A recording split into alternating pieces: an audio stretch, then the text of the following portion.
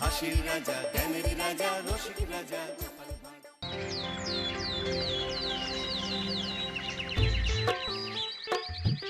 আহা কি আনন্দ, আহা কি আনন্দ, আকাশে সূর্য নিচে মাটি। আহা কি আনন্দ, আহা কি আনন্দ, আহা কি আনন্দ। আরে ও গোপাল দাদা, গোপাল দাদা, এই সকাল সকাল কি আবার পিছু ডাকলো? আরে আমি গো আমি। আমি তো আমি নামে কাউকে চিনি না। আর তুমি একটু পেছন ফিরে তাকাও তো। আমি তো সামনে যাচ্ছি, পেছনে তাকাবো কেন? ঠিক আছে, তাহলে আমি তোমার সামনে আসছি। আরে দৌড়াচ্ছ কেন? হ্যাঁ, আরে দাঁড়াও দাঁড়াও বলছি, দাঁড়াও, নইলে কিন্তু আমি মহারাজের কাছে যাব। হ্যাঁ, ও ভোলা তুমি? আরে আগে বলবে তো, আমি করছিলে কেন?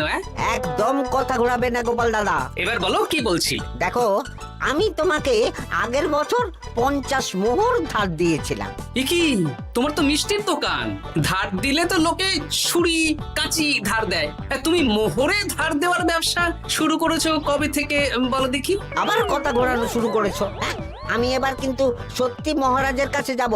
আরে মজা করছি তো। আরে বারবার আমাদের মধ্যে মহারাজকে টেনে আনার কি দরকার বলো তো? সে না হয় টানলাম, তবে তুমি ওই আমার 50 মোহর সুদ সহ কবে ফেরত দেবে বলো তো? আর কিন্তু তোমার হাতে ওই 1 সপ্তাহ সময় আছে। হ্যাঁ, 1 সপ্তাহ মানে কতদিন ভাই? 7 দিন, 7 দিন। 7 দিন?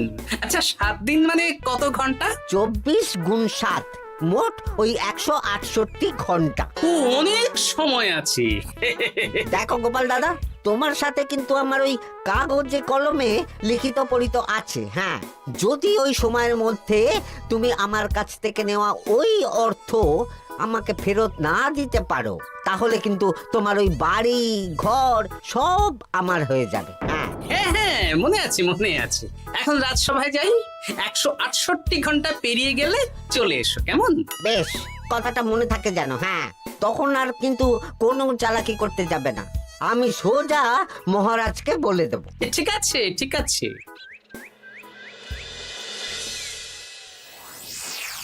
দেখুন মহারাজ, নিজের চোখেই দেখুন, সবাই হাজির, শুধু গোপাল ধা। সত্যি গোপাল ইদানিং আবার দেরি করে আসা শুরু করেছে। ওকে আচ্ছা করে ধোলাই দিন, তাহলেই চলে আসবে। কাজের কাজ তো কিছু করে না, শুধু বসে থাকে, তাতেও এই। যা বলেছেন মন্ত্রী মশাই। আমার মতে গোপালকে রাজসভাতেই বেঁধে রাখুন, তাহলে আর বাড়িতে যেতেও হবে না, আর দেরি করে আসবেও না। রোজ রোজ গোপাল করে রাজসভায় আসতে দেরি, তাই এবার তার পায়ে পড়াতে হবে বেড়ি। এই তো মহারাজ চলে এসেছি। আর বলবেন না, রাস্তায় ভোলা ময়রা চেপে ধরছিল। থাক, আর অজুহাত দিতে হবে না। নেহাত ভাগ্যের জোরে এই রাজসভার চাকরিটা পেয়েছিল। হ্যাঁ, মহারাজ ভালো মানুষ, তাই তোমাকে পুষছেন। আচ্ছা আপনি কি বলতে চাইছেন কি? আমি বলতে চাইছি যে মহারাজ যদি তাড়িয়ে দেন, তাহলে তোমার কি কিছু করে খাওয়ার যোগ্যতা আছে গোপাল? আপনার নিজের যোগ্যতা আছে? আছে বলেই মুখ ফুলিয়ে বলছি। হ্যাঁ, মন্ত্রী এটা একটা ভালো প্রসঙ্গ তুলেছে।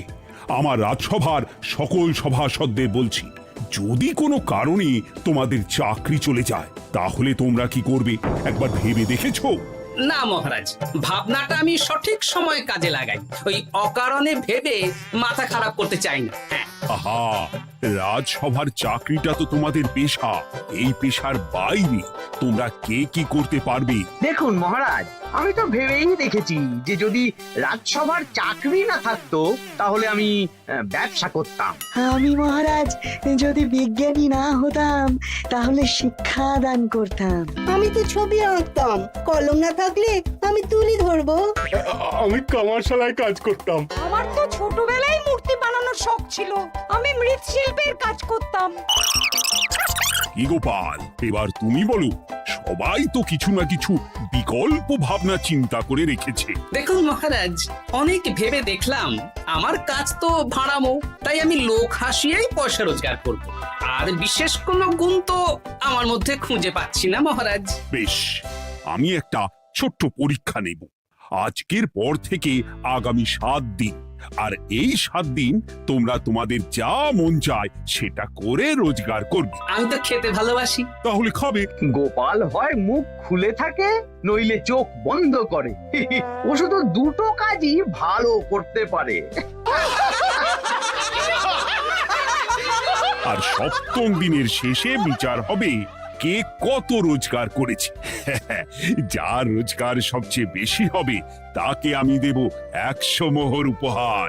আর মহারাজ, যে সবচেয়ে কম রোজগার করবে তার বেতন থেকে আগামী 10 মাস 10 মোহর করে কাটা হবে। কি রাজি তো? হ্যাঁ, রাজি রাজি। আমি জানি যে গোপাল ফুটো করিও রোজগার করতে পারবে না, তাই গোপালই হারবে। বেশ, আর যদি অন্য কেউ হারে? তাহলে আমি নিজের বেতন থেকে তাকে আগামী 10 মাস 10 মোহর করে দেব। ব্যাস, এবার তোমরা কাজে লেগে পড়ো।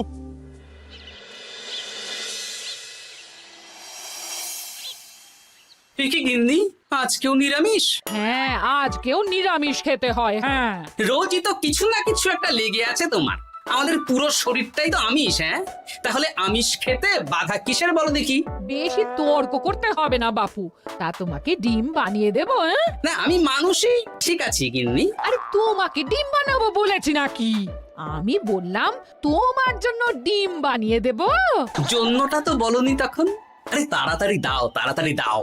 এখন কদিন শুধু খাবো আর ঘুমাবো। 7 দিন ছুটি। ছুটি মানে? সেসব পরে বলবো গিন্নি। যাও গিয়ে ডিম সেদ্ধ বসাও।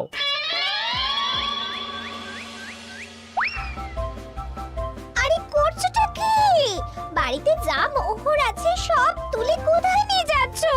আড়ত বাজারে। কেন কেন? তুমি আড়তে গিয়ে কি করবে? আড়তটাই কিনে নেব। কেন? তাহলে খোলা বাজারের সব ব্যবসায়ী আমার কাছে আসতে বাধ্য হবে, আর আমি ভালো মুনাফা রেখে সব বিক্রি করব। এ কি? রাজবাড়ির সুখে চাকরি ছেড়ে দিলে নাকি? না না না, এখন 1 সপ্তাহ ব্যবসা করে মহারাজের কাছে আমার যোগ্যতা প্রমাণ করব। সব পরে বুঝিয়ে বলবো। হ্যাঁ, আমি আপনাকে সব শিখিয়ে দেব। তাহলে ভাই ওই আগামীকাল সকাল থেকে কাজে লেগে পড়বো, কেমন? তাহলে বুঝতে পারলেন তো যে কি করতে হবে? হ্যাঁ হ্যাঁ জমিদার মশাই, কবিতা লেখা যেমন আমার পেশা, তেমনি চিত্রশিল্প আমার নেশা। তাহলে তো আর কোনো চিন্তাই নেই। আশা করি খুব সুন্দর ছবি আঁকবেন। আপনি 1 সপ্তাহ পর এই মন্দির চিনতেই পারবেন না। এই নিন আপনার জন্য 50 মোহর অগ্রিম। মন্দিরের চিত্রকলা শেষ হয়ে গেলে আরো 50 মোহর দেব, ঠিক আছে? বেশ।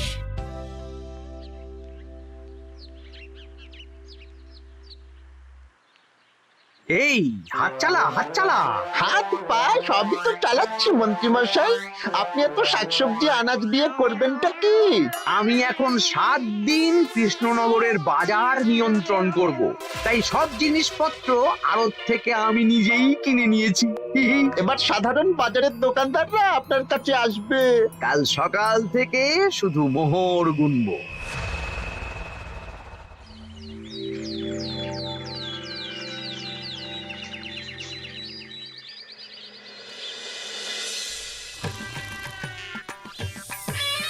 আরে এত বেলা হয়ে গেল, আর কত পড়ে পড়ে তুমি ঘুমোবে?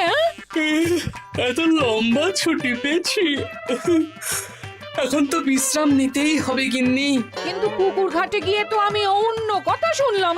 তুমি আবার কি শুনেছো? তোমাদের মহারাজ নাকি বলেছেন আগামী 1 সপ্তাহ তোমরা সকল সভাসদেরা ওই সকল সভাসদেরা নিজের ইচ্ছে মতো কাজ করে রোজগার করব। আমার কাজ তো ভাড়ামো করা, তাই ভাড়ামোর সুযোগ এলে সেটাই করব।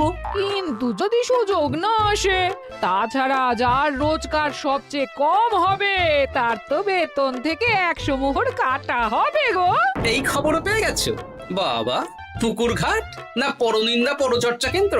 হ্যাঁ, ওসব বাজে কথা বাদ দিয়ে কোনো কাজ শুরু করো, কাজ শুরু করো। এরকম গা এলিয়ে শুয়ে থাকলে ভগবান এসে তোমাকে পয়সা দিয়ে যাবে না গো। গোপাল দাদা, ও গোপাল দাদা, বলছি গোপাল দাদা কি খবর গো? এই তো গতকাল তোমার সাথে কথা হলো, আজ একেবারে বাড়িতেই চলে এসেছো। তোমার যা হালচাল তাতে তো মনে হচ্ছে ওই কদিন পরে বাড়িটা আমারই হবে। আর সেই আশাতেই বসে থাকো। এই ভোলাময়রা এসেছে কেন গো? এসব কি বলছে? মা ঠাকুরুন, আপনার কাছে আর কি লুকাবো? বহুদিন আগে গোপাল দাদা আমার কাছে 50 মোহর ধার নিয়েছিল। সেই ধারের থেকে 5 মোহরা এখনো আমাকে শোধ করেনি। সে কি?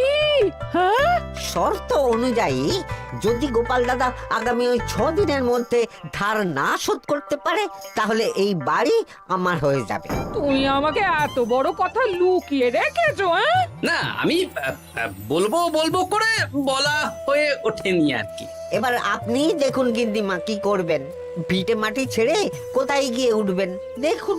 কি গো, এতেও তোমার হুঁশ হয় না? ধুর, এই অযথা চিন্তা করো না তো, কিছু না কিছু একটা হয়ে যাবে।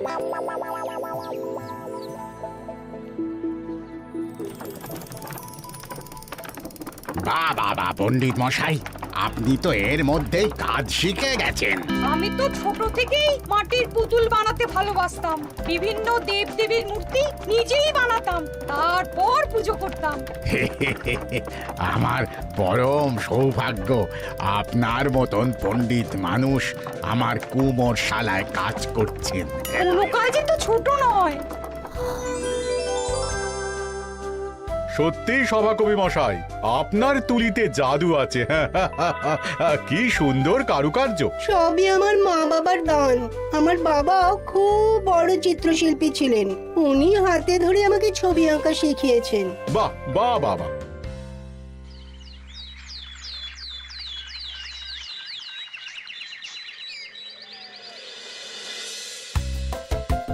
এই যে পুটি, আজকে তো একটা মজার জিনিস শেখাবো। কি জিনিস? নয়ের নামটা তো তোরা পড়েছিস? হ্যাঁ, বল তো। 9 একে 9, 9 দুগুণে 18, 3 9 27, 4 9 36। ঠিক আছে ঠিক আছে, এবার থাম। পুরো মুখস্থ। সে তো বুঝতেই পারছি। এবার মজার জিনিসটা দেখ। 9 কে 9, 9 দুগুণে 18, 18 মানে কি? 1 10 8। হ্যাঁ, এবার 1-এর সাথে 8 যোগ কর, কত হয়? 9 3 9 কত? 27। 2-এর সাথে 7 যোগ করলে কত হয়? 9 36-এর 3-এর সঙ্গে 6 জুড়লে 9। আরে বাস, দারুণ তো। হ্যাঁ হ্যাঁ। সত্যি বিজ্ঞানী মশাই, আপনি কি সুন্দরভাবে পড়া বোঝান। এটা তো আমার নেশা।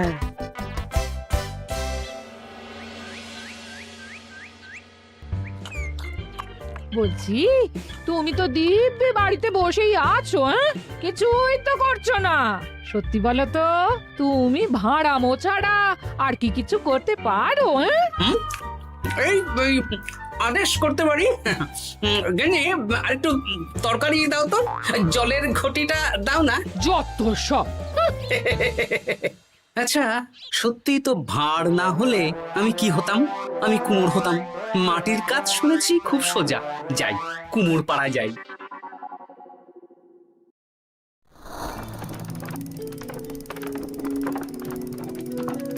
আমার কি সৌভাগ্য, রাজসভার দুজন সভাসদ আমার সঙ্গে কাজ করছে। আচ্ছা, এইভাবে ঘোরাবো? এই যা, হলো না হলো না। এটা কি মুড়ির মোয়া নাকি? দাও, আমাকে করতে দাও, তুমি অন্য কিছু করো।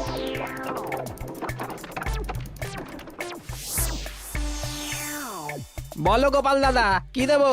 মুড়ির মোয়া, তিলের নাড়ু? আমি কিনবো না গো, বানাবো। হ্যাঁ, কি বানাবে? ওই মুড়ির মোয়া। কদিনের জন্য আমার একটা কাজ দরকার, বুঝলে? তা বেশ, তাহলে এসো, এই পিছনেই আমার কারখানা। গুড় মুড়ি সব রাখা আছে, বানাও। এই দেখো, এই যে গুড়ের হাঁড়ি আর ওই যে মুড়ির বস্তা, এবারে বানাও। বেশ, আমি তবে সামনে দোকানটা সামলাই।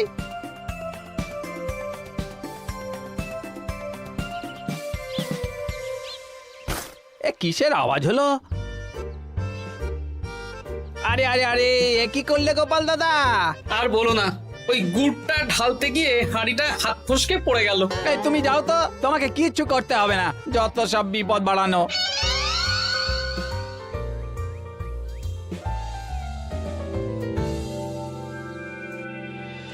তোমার দ্বারা কিছুই হবে না। হ্যাঁ, সত্যি তো, আমার দ্বারা যে কিছুই হবে না গিন্নি। তাহলে তুমি করবেটা কি?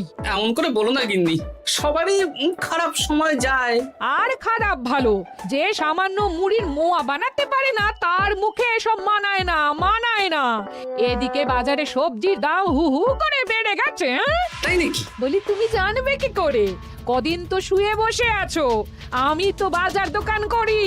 মন্ত্রী মশাই এখন আড়ত সামলাচ্ছেন আর সাধারণ বিক্রেতাদের চড়া দামে বিক্রি করছেন। হ্যাঁ, ও বেটা জীবনে শোধরাবে না। উনি তো তাও ছলে বলে রোজগার করছেন গো।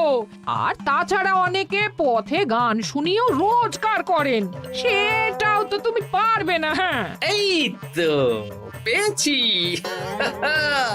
6 দিনের মাথায় তো রাজসভায় একটা বৈঠক হবে, সেদিনই আসল মজা জমবে। কিসের মজা গো? হ্যাঁ, সেটা সেদিনই বুঝতে পারবে।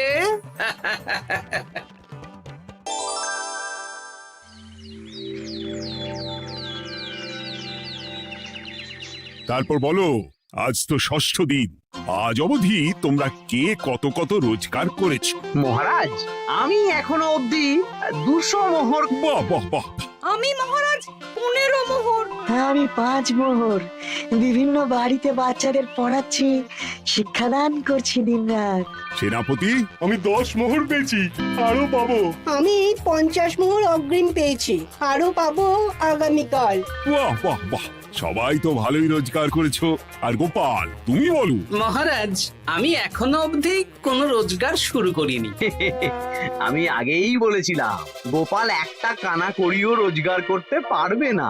আসলে মহারাজ, আমি আজ সকালেই আমার প্রতিভা খুঁজে পেলাম। তোমার আবার কি প্রতিভা? আমি ভালো গান গাইতে পারি মহারাজ।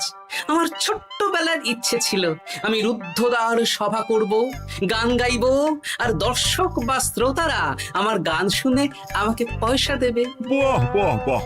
তা শোনালি না কেন?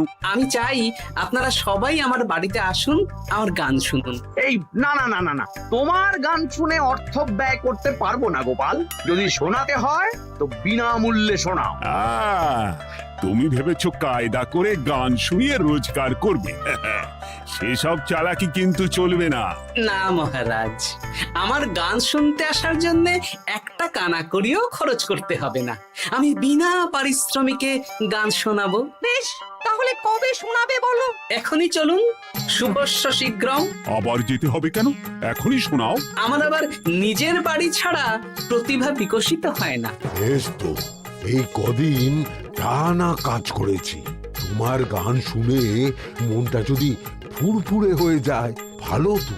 চলো গোপাল। আসুন আসুন, সবাই ভিতরে আসুন, আসন পাতা আছে, সবাই বসুন।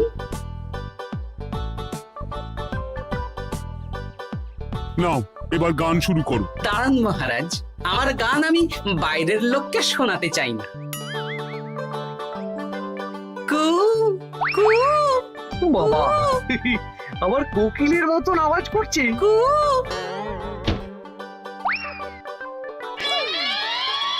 নাও নাও, শুরু করো।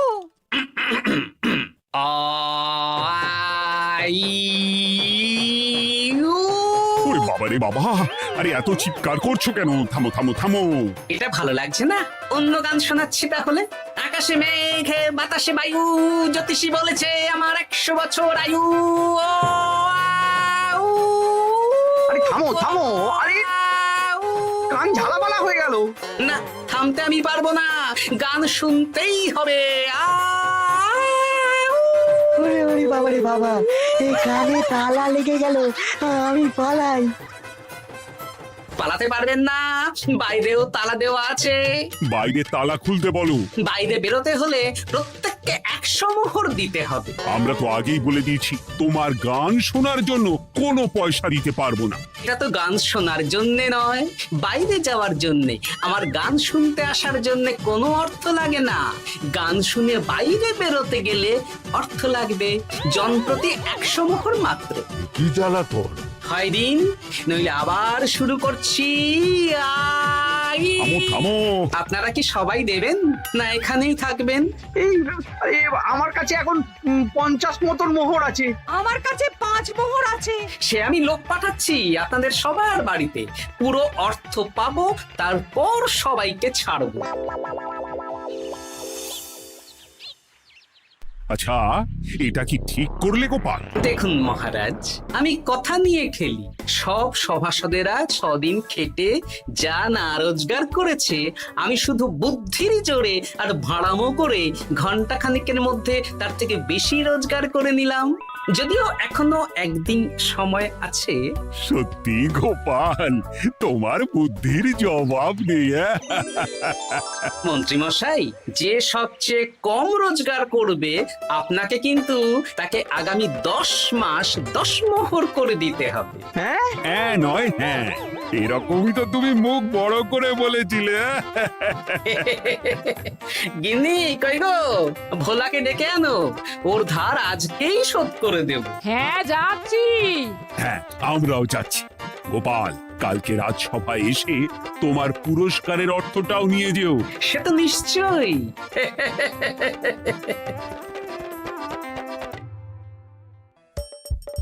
হাসির রাজা জ্ঞানের রাজা রসিক রাজা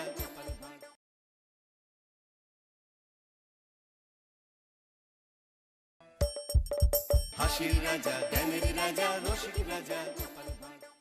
কি হয়েছে মন্ত্রী মশাই, সকাল সকাল আপনারা তো মুখ ভারী কেন? আরে আর বলিস না, আগে রাজসভায় অনেকেই ছিল যারা আমার হয়ে কথা বলতো, কিন্তু ইদানিং সবাই কেমন বদলে গেছে। সবাই গোপালের হয়ে কথা বলছে, তাই তো? একদমই তাই। আর না বললেও কেউ গোপালের বিরুদ্ধে কথা বলে না।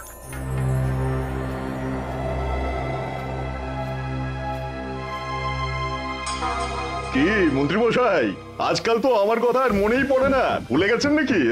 আরে না না ভগবান, তুমি হলে আমার তুরুপের তাস। ঠিক সময়ে ঠিক সুযোগ এলে তোমাকেই ডাকবো। একটু দেখবেন। হ্যাঁ, আরে নিশ্চয়ই নিশ্চয়ই। এই চলি রে, আবার রাজসভায় যেতে হবে।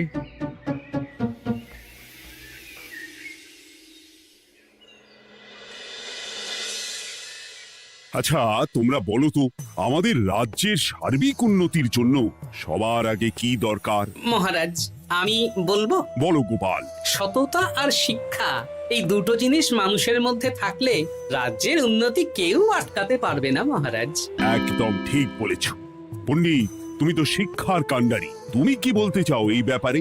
মানে কিভাবে শিক্ষার আরো উন্নতি করা যায়? মহারাজ, আমি তো মনে করি পুঁথিগত শিক্ষাই শুধু শিক্ষা নয়, মানুষের ভেতরে যে পূর্ণতা আছে সেটাকে ফুটিয়ে তোলার নামই হলো শিক্ষা। যেমন? কেউ যদি খেলতে ভালোবাসে সে খেলোয়াড় হবে, গান করতে ভালোবাসলে সে গায়ক বা গায়িকা হবে। আমি প্রত্যেকের মধ্যে লুকিয়ে থাকা এই বিশেষ বিষয়গুলিকে তুলে ধরার জন্য কিছু করতে চাই। তা এটা করার জন্য কি দরকার? প্রথমত অর্থের প্রয়োজন। আমাদের আরো অনেক টুল খুলতে হবে, সেখানে এক একটা জায়গায় এক এক রকমের শিক্ষা প্রদান করা হবে। এটা ভালো প্রস্তাব। আমাদের রাজ্যে গায়ক, নৃত্যশিল্পী, অঙ্কন শিল্পী, খেলোয়াড় সব তৈরি হবে। দেশ বিদেশে রাজ্যের নাম উজ্জ্বল হবে। মহারাজ, একদম এসব উল্টো পাল্টা খরচ করবেন না। কেন কেন? মহারাজ, রাজকোষে প্রথমত বেশি অর্থ নেই, যে কোনো সময় যুদ্ধ লাগতে পারে। তাই আমাদের উচিত প্রথমে এসব না করে কামান, গোলা, বারুদ, ঢাল, তরোয়াল এসব কেনা। ঠিকই বলেছ। কদিন ধরেই শুনছিলাম সীমান্তবর্তী এলাকায় ইংরেজ সেনারা নাকি ঘুরঘুর করছিল। পণ্ডিত মশাই, আপনার এই সব পাণ্ডিত্য অন্য জায়গায় ফলাবেন কেমন? এসব করে লাভের লাভ কিচ্ছু নেই। কাউকে যদি ইংরেজরা গুলি করে, সে কি গান শোনাবে? হ্যাঁ, মন্ত্রীর কথায় যুক্তি আছে। মহারাজ, আপনি বরং পণ্ডিত মশাইকে কিছুদিনের জন্য ছুটি দিয়ে দিন। পণ্ডিত মশাইয়ের মাথার একটু বিশ্রাম দরকার। হ্যাঁ পণ্ডিত, তুমি বরং দিন 15 জন্য তীর্থে ঘুরে এসো। যথা আজ্ঞা মহারাজ।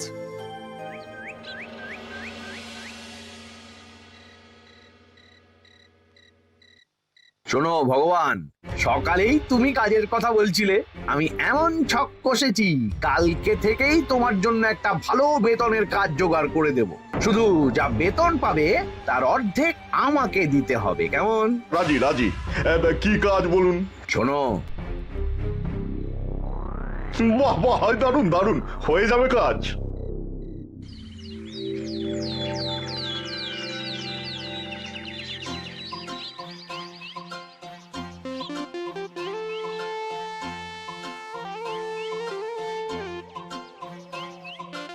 এই সকাল সকাল রাস্তায় ঘুরঘুর করছিস কেন? হ্যাঁ, পড়াশুনো কি শিখেই তুলে দিয়েছিস? পণ্ডিত মশাই তীর্থে গেছেন, এখন আমাদের ছুটি। দুপুর বেলা ভাত, রাতের বেলা রুটি।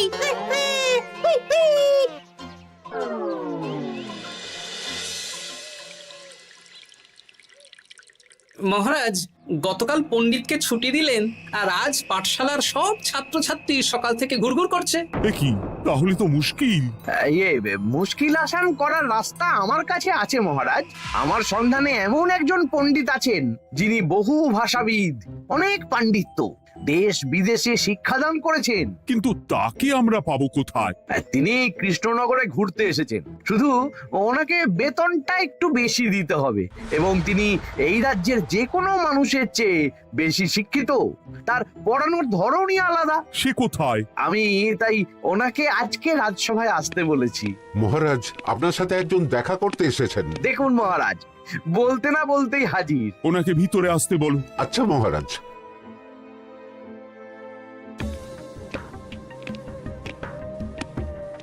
প্রণাম কৃষ্ণচন্দ্র, আমাকে আপনার মন্ত্রী ডেকেছেন, তাই এলাম।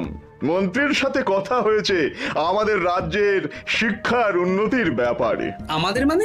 আপনি কি এই রাজ্যের? আমি এখন এই রাজ্যে আছি তো, তাই আমাদের রাজ্য বললাম। উনি সবাইকে আপন করে নেন। যাই হোক, তোমার শিক্ষার উন্নতির ব্যাপারে কি মতামত? মহারাজ, আমি এই রাজ্যের বিভিন্ন মোড়ের মাথায় টোল খুলতে চাই, তার জন্য অনেক অর্থের প্রয়োজন।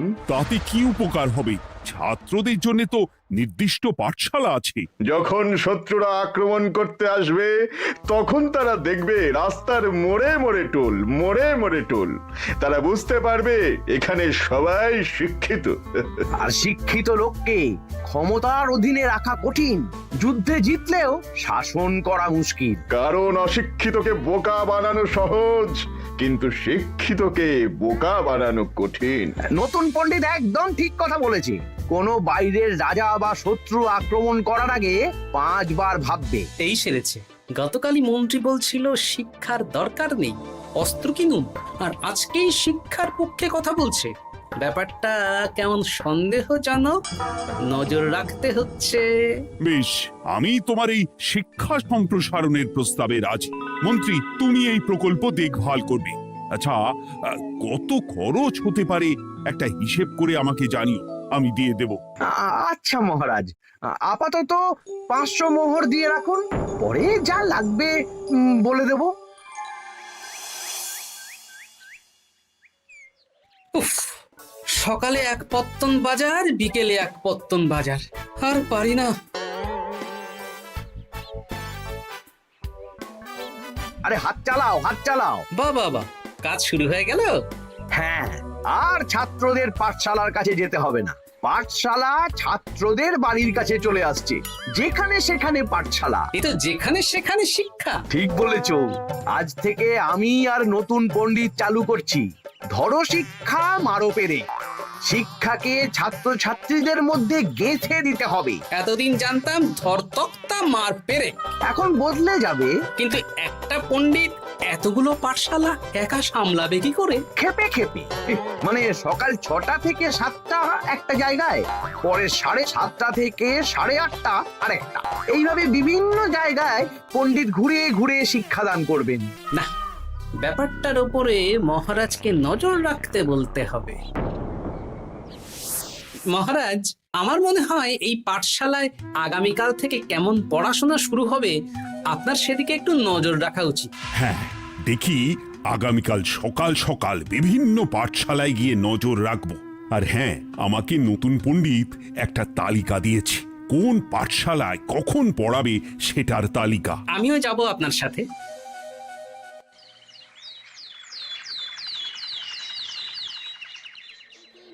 চাম কাটা মজুমদার ধে এলো দামোদর, দামোদরের হাঁড়ি কুড়ি, দুয়ারে বসে চাল কুড়ি। দেখি কুটি, তোরা এই কিরমিকির খেলছিস? নতুন পণ্ডিত কোথায়? উনি তো এই মাত্র দক্ষিণের পাঠশালায় গেলেন। ন্যাপলা আর গুলটে আজ থেকে ওখানেই গেছে। ওদের দুজনের বাড়ি কাছাকাছি তো, তাই। আচ্ছা চলো তো গোপাল, দক্ষিণেই গিয়ে দেখি।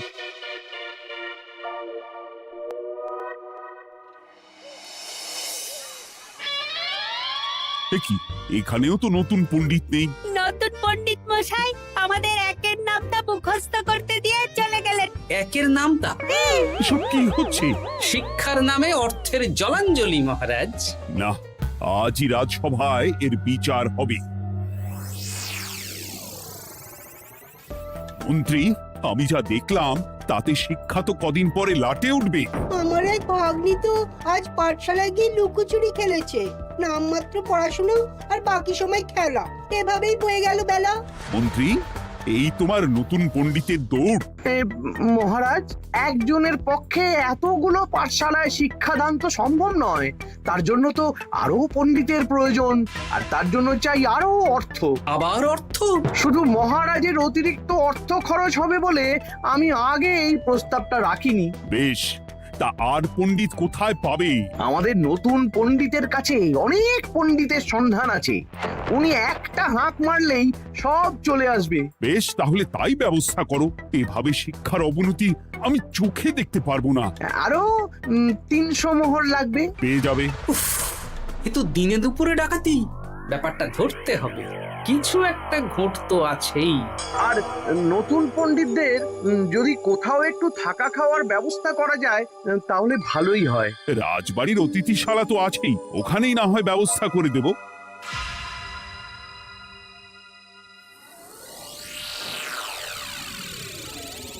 শোন বটা ঘটা আর কেলে পচা, তোদের এইবার এই ভগবানের মতন শিক্ষাদান করতে হবে। আরে আমি তো শিক্ষা বানানই জানি না। সে না জানলেও হবে, শুধু দাড়ি গোফ লাগিয়ে নকল পণ্ডিত সেজে কালকে থেকে পাঠশালায় যেতে হবে। কাকে কোথায় যেতে হবে সব আমি বুঝিয়ে দেব। আচ্ছা,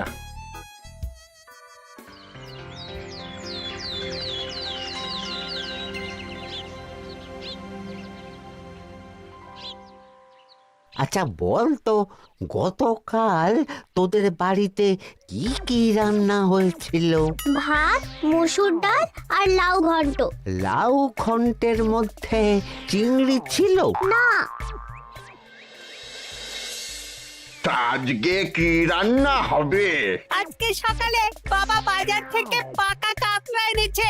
কাতলা মাছের পাতলা করে ঝোল হবে। আর তোর? আমাদের আজ নিরামিষ, এই কবজি ডুবিয়ে সবজি ভাতি খেতে হবে। বেশ।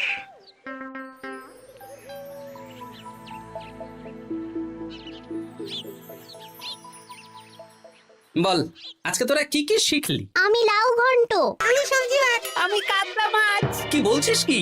আজকে তো পাঠশালায় এই সব আলোচনাই হয়েছে। এবারে ব্যাপারটা একেবারে সহ্য সীমার বাইরে চলে যাচ্ছে। দাদু, আমাদের আগের পণ্ডিত মশাই ভালো ছিলেন। উনি কোথায় চলে গেলেন? মন্ত্রী মশাই ছলে বলে কৌশলে ওনাকে তীর্থে পাঠিয়েছেন। না, এখন আমাকে মন্ত্রী মশাইয়ের উপরে নজর রাখতে হবে।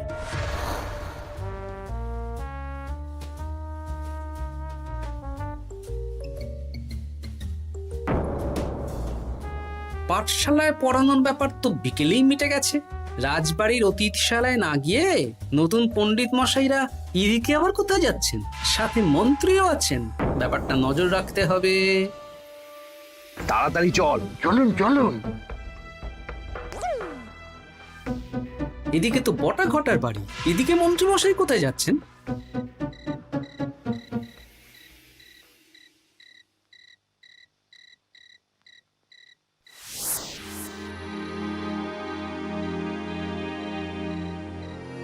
তারপর তোমরা সবাইকে কি শিক্ষা দিলে? শিক্ষা? সে আমাদের শিক্ষা নেই, চুরি করে দিন চলে আমি কি করে আর শিক্ষা দেব? আরে ছাইপাশ দাড়ি গোঁফ থাকলে কি কুটকুট করে। যা বলেছিস বটা। আরে আরে আহারে করছিসটা কি? ভালো রোজগার পাতি কি তোদের সহ্য হচ্ছে না নাকি? ভগবানকে দেখ, সেই কবে থেকে দাড়ি গোঁফ লাগিয়ে পণ্ডিত মশাই সেজে আছেন। আমারও প্রথম দিন একটু সমস্যা হচ্ছিল, এখন সামলে নিয়েছি। আর আমাদের এই সব আলোচনা একদম করা উচিত না। বলছি মন্ত্রীমশাই, আমি কি শুধু এই পাঠশালাতেই পণ্ডিতের অভিনয় করব, নাকি রাজসভায় বসার সুযোগও পাবো? কালকেই এই ব্যাপারটা দেখছি। আগে তোমাকে রাজসভায় ঢোকাবো, তারপর এক এক করে বটা ঘটা কেলে পচা সব আমার দলের লোককে রাজসভায় ঢুকিয়ে নেব। আর রাজসভার বাকি সদস্যদের ফাঁকা করে দেবেন। একদম তাই। মহারাজ সহজ সরল মানুষ, এটাই একটা বড় সুবিধা। আচ্ছা, এই ব্যাপার। ঠিক আছে, আমি কদিন পরে ঠিক সময়ে একদম হাটে হাঁড়ি ভাঙবো।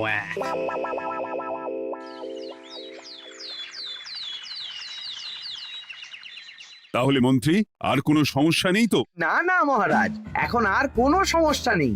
দেখবেন এই ধরো শিক্ষা মারপের এক প্রকল্পের নাম চারিদিকে ছড়িয়ে পড়বে। আমার তো মনে হয় একটু পাঠশালাতে বিজ্ঞান নিয়েও আলোচনা করা উচিত। হবে হবে, সব হবে। এখনো সব বাচ্চারা অজ্ঞান হয়ে আছে। আগে শিক্ষায় জ্ঞান ফিরুক, তারপরে না হয় বিজ্ঞান নিয়ে আলোচনা করবে। বিজ্ঞানী তো প্রস্তাবটা খারাপ রাখেনি। তুমি কি বেশি বোঝো? তাহলে তুমিই তো বিজ্ঞান শেখাতে পারো। আমি কবিরাজি শিক্ষা দান করতে পারবো। তোমার কবিরাজি শিখতে কেউ রাজি নয়, চুপ থাকো। আহ, দেখাই যাক না বাচ্চারা কেমন শিক্ষা লাভ করে। মহারাজ, বলছি কি, আমাদের পণ্ডিতের আসনটা তো ফাঁকাই পড়ে আছে। এখন যখন নতুন পণ্ডিত এসেই গেছেন, তাহলে ওই জায়গায় ওই তো বসতে পারে। কিন্তু পণ্ডিত তো তীর্থে গেছে, অবশ্য কদিন পরেই ফিরে আসবে। ও আসুক, তারপর না হয় আলোচনা করে একটা সিদ্ধান্ত নেব।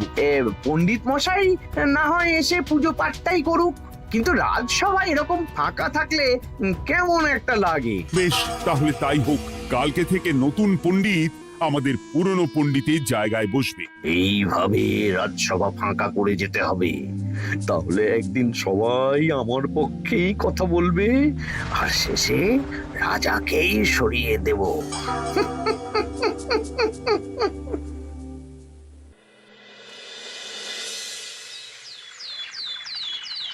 মহারাজ, সর্বনাশ হচ্ছে চারিদিকে। চলুন চলুন, আমি পুরো বিষয়টা ধরে ফেলেছি। কি ধরে ফেলেছো? শিক্ষার নামে ষড়যন্ত্র চলছে মহারাজ। রাজসভায় চলুন, সব বলছি। আচ্ছা আচ্ছা, আসছি।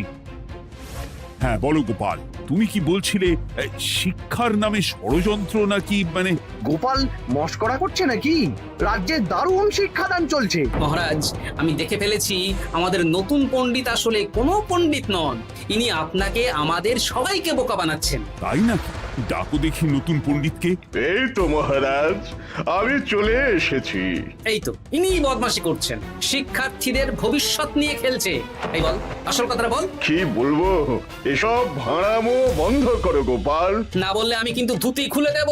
এই এই আরে কি হচ্ছেটা কি? এই এই এই এই সরো তো, সরো সরো। কি হলো, কি হলো? এই সেরেছে। গোপাল এসব কি বলছে? ভুল বকছে কেন? গোপাল, তোমার কি হলো গো? কি বলছো তুমি? আমার কাছ বৈদ্য, তুমি একটু দেখো তো গোপাল ঠিক আছে তো? এই যে নতুন পণ্ডিত, তুমি তো অনেক ভাষা জানো, তুমি বুঝতে পারছো? মহারাজ, আমি দেখছি গোপালের মনে হয় বিশ্রামের প্রয়োজন। এই এই, তোমরা কয়েকজন মিলে গোপালকে রাজবাড়ির অন্দর মহলে নিয়ে চলো। চলুন, আমি যাচ্ছি। গোপালের কি হলো? মাথায় লেগে গেল? ভাষা চলে গেল? সব এই নতুন পণ্ডিতের জন্য।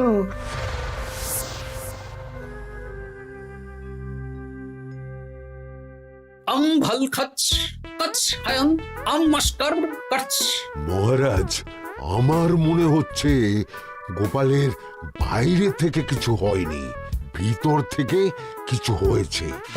নারী স্পন্দন হৃদস্পন্দন সব ঠিক আছে। আমার বড় জবভ্রম। কিন্তু গোপাল কি ভাষা বলছে বোঝা যাচ্ছে না। নতুন পণ্ডিত, একবার চেষ্টা করে দেখো না। আমার কথা হয় না। এসব তো আমি কিছুই বুঝতে পারছি না মহারাজ। আপনি যে এত দেশ বিদেশে ঘুরেছেন, আপনি বুঝতে পারছেন না? এ আমার এখতিয়ারের বাইরে। তোমার বাকি পণ্ডিতদের নিয়ে আসো তো, যারা পাঠশালায় পড়ায়। আমি বুঝতে পারছি না, এই বটা ঘটা কেলে পচা কি বুঝবে? আমার বড় জবভ্রম। চপ করো ঘট, নল খব মরব। কিছুই তো বুঝতে পারছি না।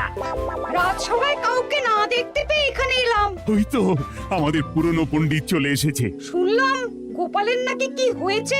এই পণ্ডিত, তুমি দেখো তো গোপালের নতুন ভাষা উদ্ধার করতে পারো কিনা। কি গোপাল, তুমি কি ভাষায় কথা বলছো? আমার মতর ঘষ কত বলো। ওই দেখো আবার কি সব বলছে। আমো বছর তো পড়ছো, সবার সাথে মস্করা করছো। তম ঠক ধরছ।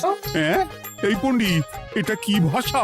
ঘাবড়াবেন না মহারাজ, এটা পাতি বাংলা ভাষা। বাংলা ভাষা? গোপাল শুধু আকার ইকার উকার আর বেশিরভাগ স্বরবর্ণ বাদ দিয়ে কথা বলছে। মানে গোপাল তম কছ কছ বলো। আমার নাম গোপাল ভর। মহারাজ, গোপাল বলল আমার নাম গোপাল ভর। আমার অত বকন মহারাজ। এর মধ্যে আকার ইকার উকার এসব বসিয়ে দেখুন তো কি হয়। আমার নাম গোপাল ভাঁড়। আমার নাম গোপাল ভাঁড়। অত, আমি অত, বকা বোকা, নই মহারাজ। মহারাজ, আমি অত বোকা নই মহারাজ। এই তো সুন্দর ধরে ফেলেছেন। কি কেমন দিলাম? দেখলে আমাদের রাজ্যে মন্ত্রী ধরে আনা পণ্ডিতের পাণ্ডিত্য। সব এক একটা গাধা। হ্যাঁ, এ কি ভগবান, বটা ঘটা কেলে পচা। মহারাজ, এখান থেকে কি বুঝতে পারলেন? কি? শিক্ষার বাইরেও অন্যভাবে সমস্যার কি করে সমাধান করা যায়, তাও শুধুমাত্র উপস্থিত বুদ্ধি দিয়ে, যেটা আমাদের রাজপণ্ডিতের আছে। তা তো দেখতেই পাচ্ছি। আর সেই জন্যই মন্ত্রী ওনাকে সরাতে চেয়েছিলেন, আর কিছুদিনের মধ্যে সব সভাসদদের সরিয়ে দিতেন। আমি সব মতলব শুনেছিলাম, আর এই দিনটার জন্য অপেক্ষা করছিলাম। আজকেই তো পণ্ডিতের তীর্থ থেকে ফিরে আসার কথা। তাই আজকে এই ছোট্ট নাটকটি করলাম। এবার মন্ত্রী আর এই 4 জন নকল পণ্ডিতকে আচ্ছা করে কারাগারে গিয়ে ধোলাই দাও। ধোলাই হলো ওনাদের জন্য উপযুক্ত এবং উচিত শিক্ষা।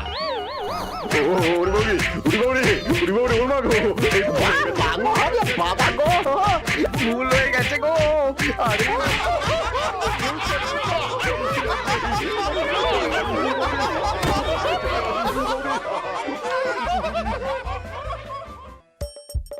হাসির রাজা জ্ঞানের রাজা রসিক রাজা